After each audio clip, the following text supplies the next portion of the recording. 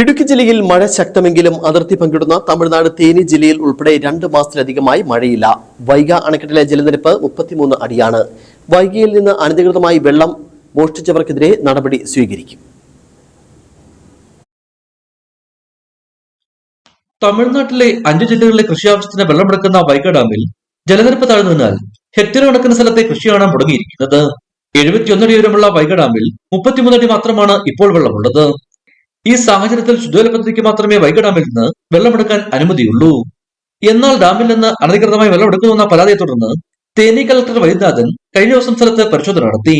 3 വൈദ്യുതി മോട്ടോറുകളും ഫുട്ബോൾ ഘടിപ്പിച്ച 45 പൈപ്പുകളും പിടിച്ചെടുത്തു. വൈഗ ഡാമിൽ നിന്ന് വെള്ളം മോഷ്ടിക്കുന്നവർക്കെതിരെ ശക്തമായ നടപടിയുണ്ടാകുമെന്നും കളക്ടർ പറഞ്ഞു. ഇടുക്കി വിഷൻ, ഉമ്മളി.